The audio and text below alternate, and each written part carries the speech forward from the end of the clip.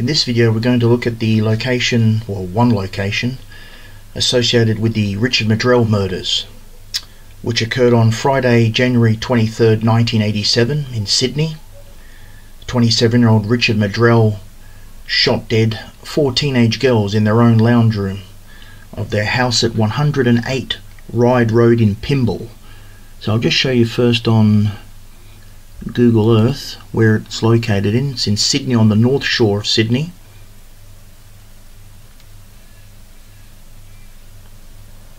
So this is the house right here. As I said, 108 Ryde Road, Pymble, northern Sydney. That's Ryde Road right there, and this is the house here. It's where Richard Maddrell shot dead the 4 young women.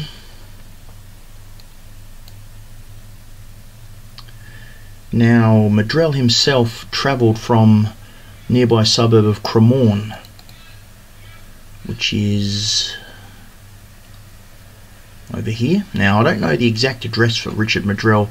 I believe he was living with his grandmother at the time. So this is the suburb of Cremorne, which is about, I think it's about 15 kilometres from where the murders were committed. So there's Cremorne there, and up here is where the murders were committed. Now, after committing the murders, Maddrell dumped his weapon, which was a shotgun, at nearby North Curl Beach, which is right here. So let's have a look in location where everything is. All pretty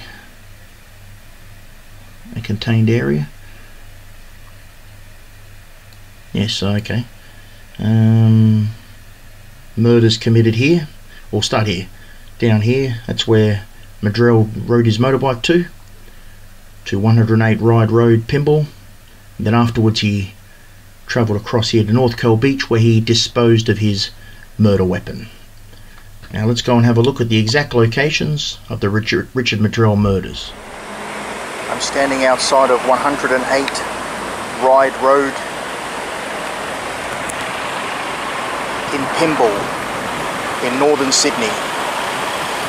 It was here in this home on busy Ryde Road on January the 23rd, 1987 that 27-year-old Richard Maddrell shot dead 4 teenage girls in the lounge room of this very house. Maddrell had become obsessed with 19-year-old Jennifer McGregor, who lived here. And on that fateful night,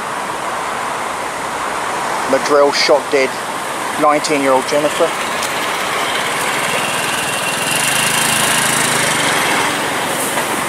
her twin sister Kirsty McGregor, 16-year-old Alexandra Lexi McGregor, and their friend 19-year-old Lisa Chatterton. Now, it was either Lexi's 16th birthday that day or the day after. Now, Maddrell had met the McGregor family back in 1985 and had become infatuated with Jennifer, but it was an unrequited affection, and Jennifer showed no interest in Maddrell. But that didn't deter him. It got to the point that the girl's mother actually sought legal advice to keep Maddrell away. And around the same time, Maddrell had been diagnosed with schizophrenia. That brings us to the night of January 23rd, 1987.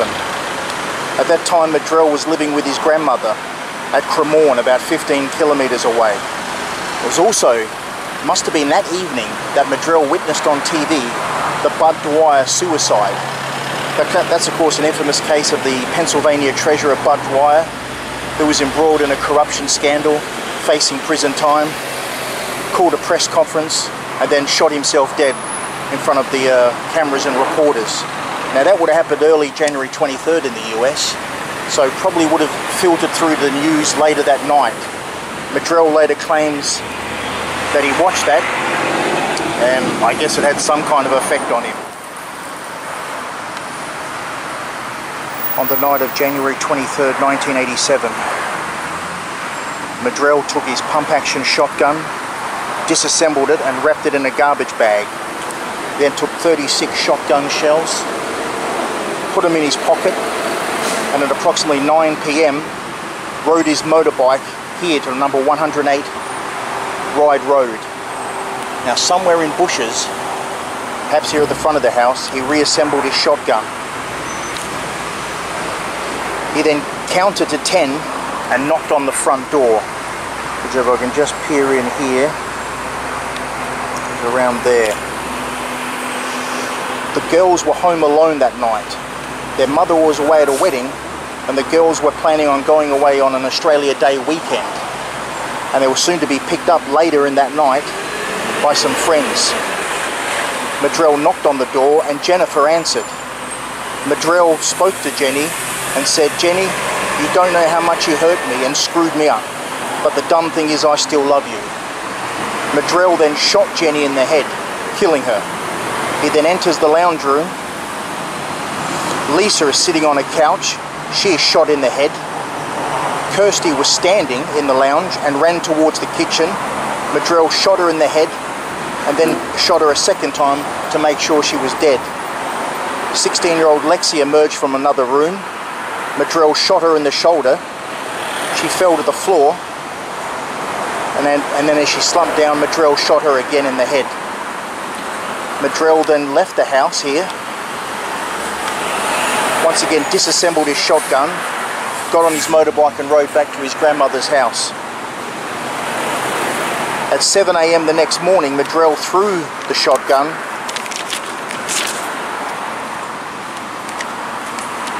into the sea at nearby North Curl Beach, about 12 kilometres from his home. Now at around 1 a.m. that night, which would have been January 24th by now, a father, Brian Green, age 46, and his 18-year-old son Liam Green arrived here at this home to pick up the girls for the Australia Day weekend trip. But there's no answer.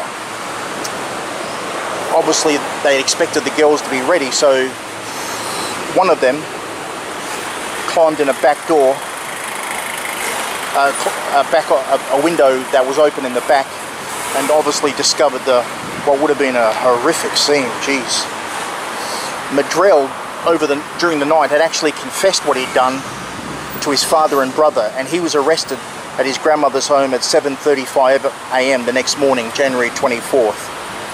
Now the amazing thing about these murders was that the neighbours in the vicinity heard shots, but none of them called the police. One neighbour actually did walk down to the driveway here, or in that direction, and have a look into the house, but saw nothing and so ignored it. Now it's very noisy here with the cars on Ryde Road, but I don't know how noisy it is on at about 9:30 at night. But to me, that's always the amazing thing that has stuck out about these murders, is that people did hear the gunshots, but did not call the police.